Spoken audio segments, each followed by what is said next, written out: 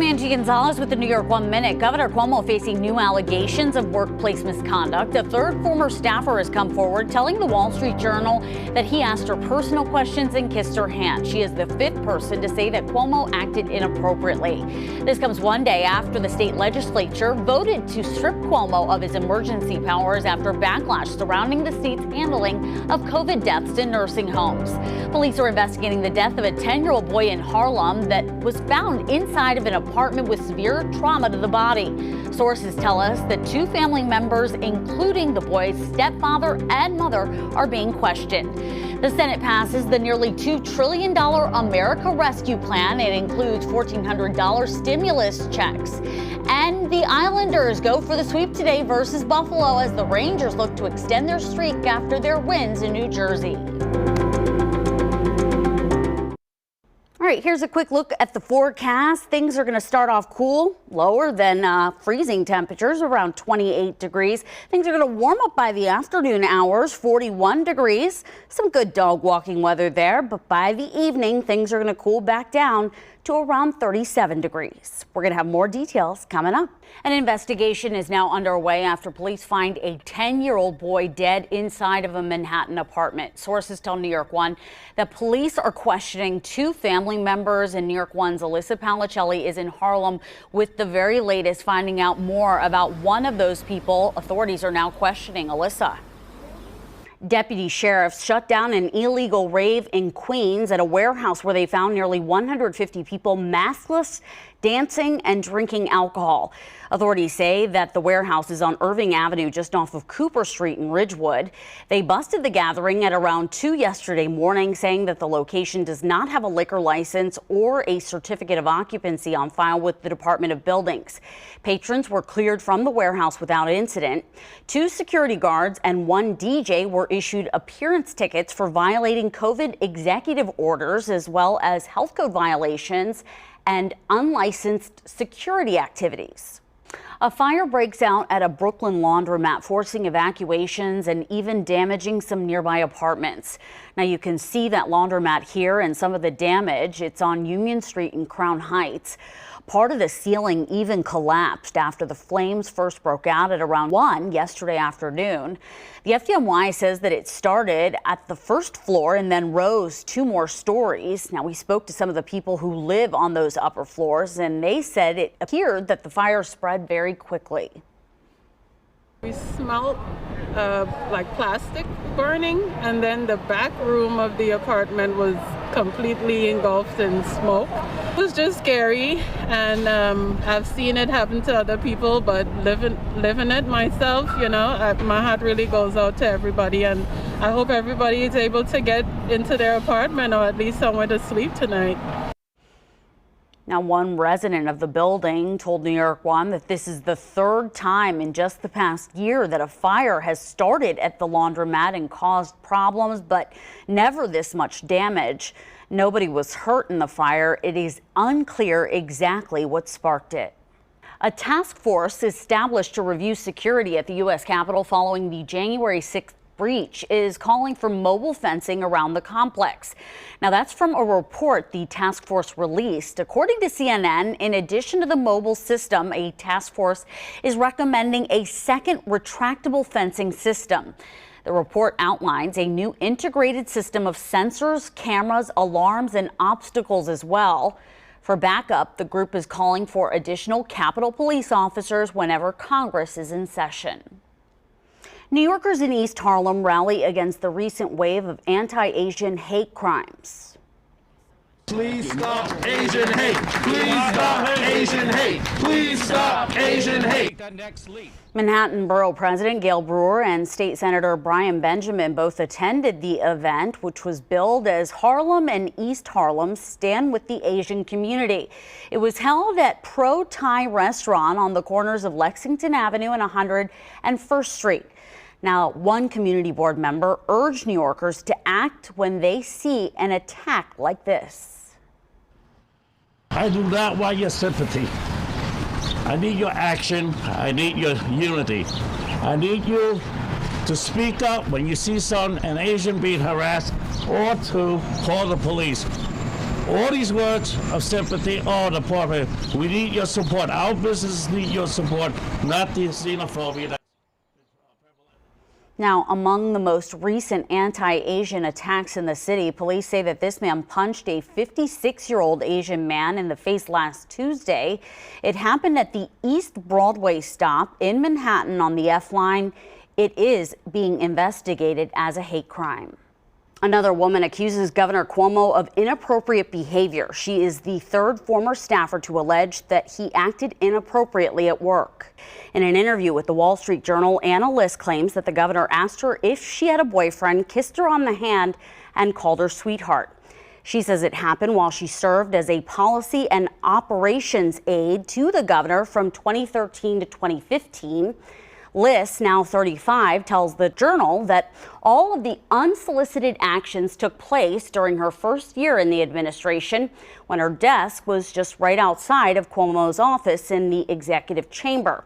In a statement released to the Wall Street Journal, a senior advisor to the governor did not address the allegations specifically, but said that he hugged and kissed women and men for years while greeting people during his many years as a politician. In total, 5 women have accused Cuomo of misconduct.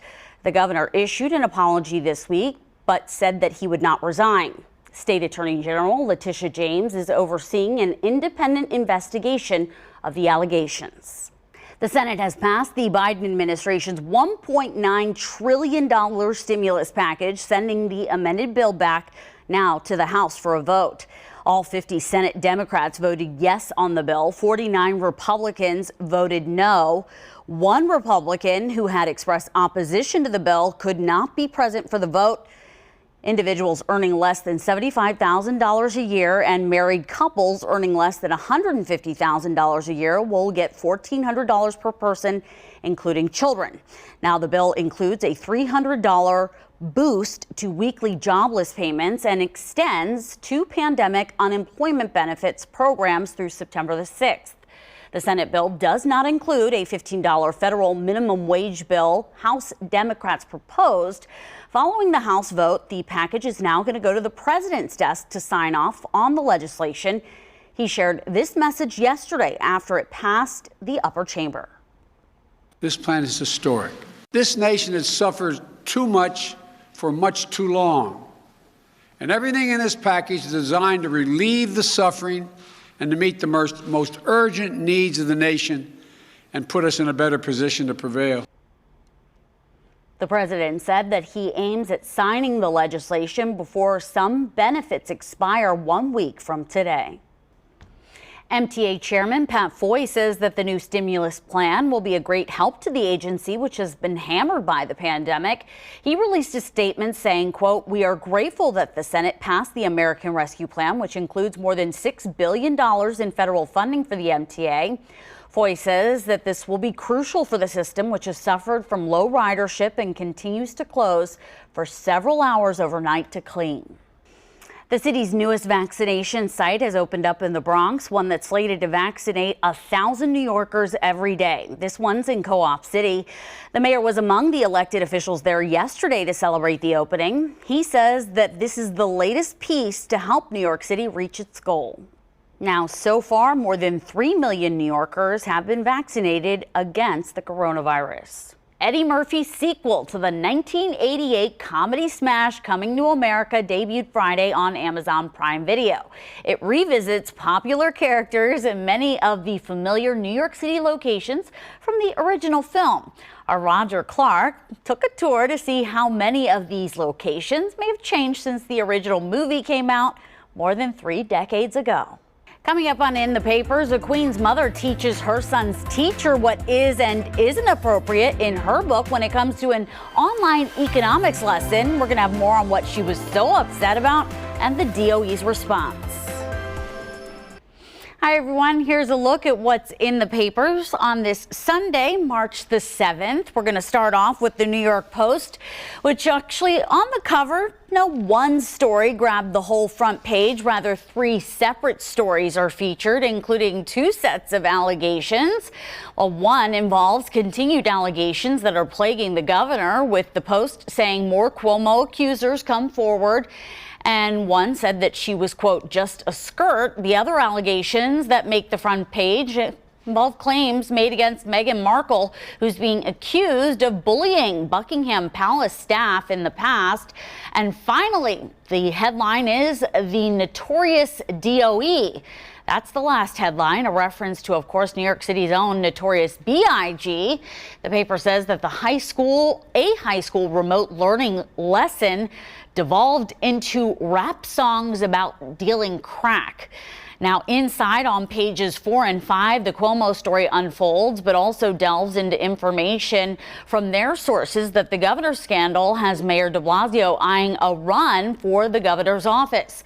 Mayor de Blasio is, of course, term limited in his current position as mayor, but running to lead the state of New York would put him up against Cuomo, who is still, at this point anyway, seeking a 4th term in office. Now, according to the article, after consulting with some of his inner circle and political allies, de Blasio thinks that he's got a shot at winning.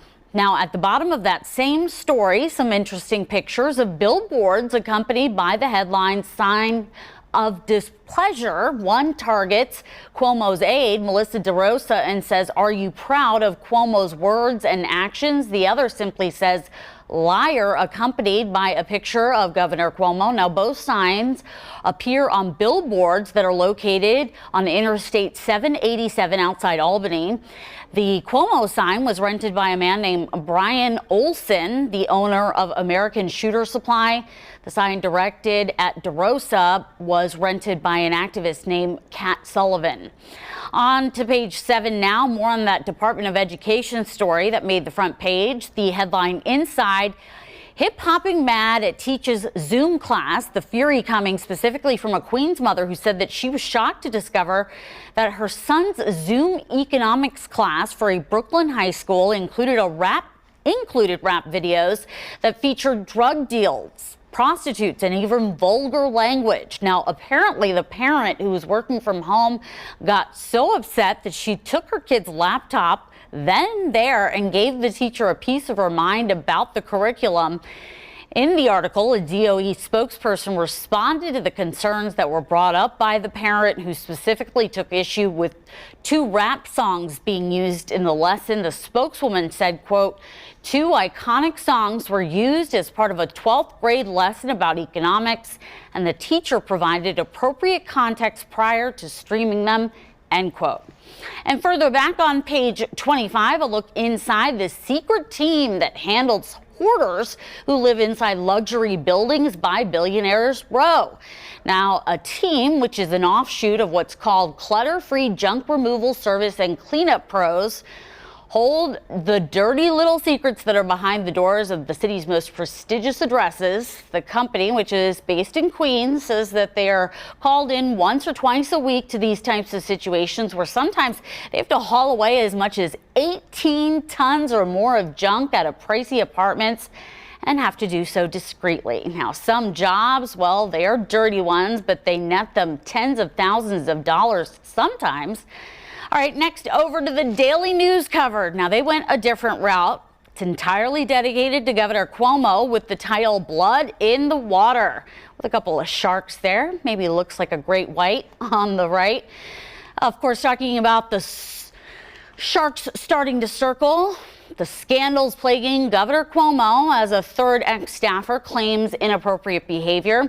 Inside to pages 4 and 5, the Daily News article has a look at the field of potential foes, they say, eyeing a run for Cuomo's job. Among them, Attorney General Letitia James and Public Advocate Jumaane Williams, among some other names. On to page 16, a highly trained German Shepherd is apparently off the job, and has been for quite some time, after his owner was allegedly booted from The Department of Corrections job, the K-9 unit, they were both on for alleging sexual harassment. Now, apparently this battle has been going on for quite some time now, for several years. The dog Bullet is now 9 years old, but currently having issues with things like depression after not having worked for quite some time. And to the cover of the New York Times, above the fold, the headline, of course, the Senate approves the $1.9 trillion in aid for the ailing nation.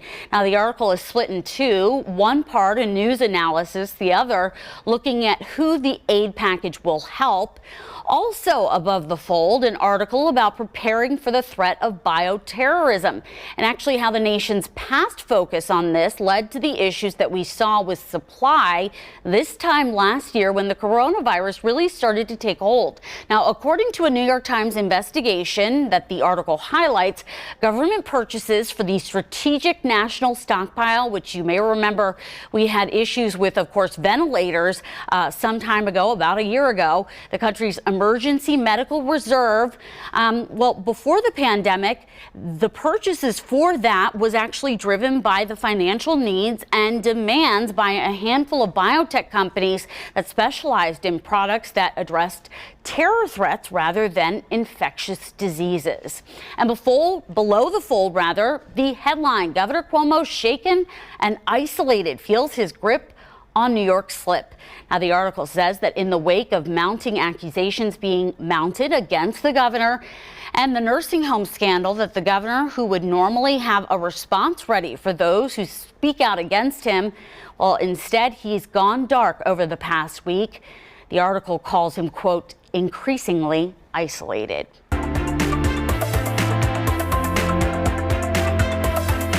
That's all for this half hour of news. Stay with us for the latest on all your top stories and your weather on the ones in our next half hour.